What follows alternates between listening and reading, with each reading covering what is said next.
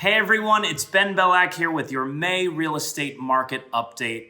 Everyone wants to know, is the sky falling? Well, it hasn't yet. With the initial shock to our way of life behind us and states now phasing into reopening, we're seeing more real estate activity. People are starting to feel a bit safer venturing out responsibly. And since then, our phones and email inboxes have been filling up with showing requests. And we're accommodating qualified buyers with the recommended safety precautions. I've always said that I'm not in the predict the future business, and rather that I'm in the expectation management business. But who are we kidding here? You want to know what I, the professional, think the market is going to do. So I'm going to take out my crystal ball. First, the one thing we know with certainty is that recessions and real estate markets do not run parallel with one another. I posted the same graphic at the end of 2018. I think we need to look at what was driving our market prior to the pandemic. Despite being in what was year 12 of what is normally an 8-year cycle, historically low interest rates and low inventory served as constant moderate tailwinds to markets, especially those similar to mine in Los Angeles, where pricing seemed to exceed affordability. However, supply meets demand, and we have no supply. But I think there's an underlying market driver here that people have totally forgotten about. I mean, I've forgotten about it too because they're so annoying. I'm kidding.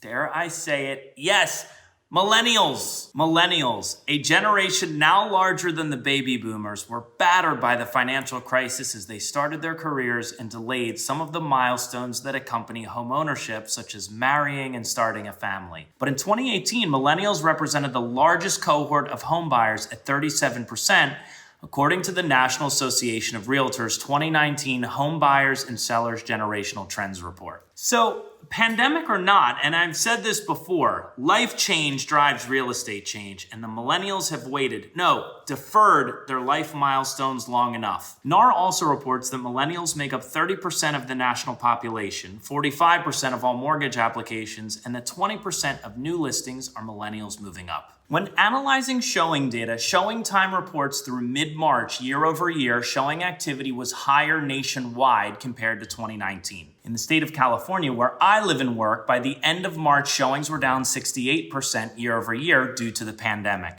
However, the amount of showings has been steadily rising by the day. As of May 10th, 2020, showings in California had increased 65% in those 6 weeks from the end of March. Now, we're still not seeing as many showings as the same week in 2019, but we're not very far away. And I want to be clear here.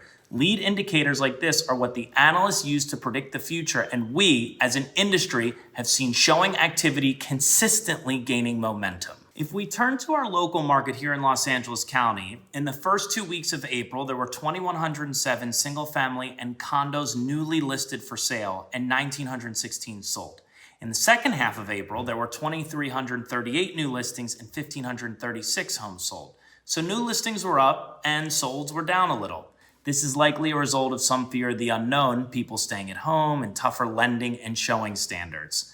But we're nowhere near a cliff since we've all been home for 8 weeks. So to summarize here, and as mentioned earlier, supply and demand is always at play in any market. With showings up 65% from its lowest point at the end of March and new listings not increasing anywhere near the same clip, our real estate market should not be expected to plummet anywhere near the 2008 financial crisis. Millennial-driven transactions, low interest rates, and historically low inventory will continue to add stability to our nation's favorite asset, real estate. As always, I love hearing your comments and questions, so don't forget to put them in the comments below. And please smash that like button and hit subscribe and the notification bell as it helps me build the channel. See you next time.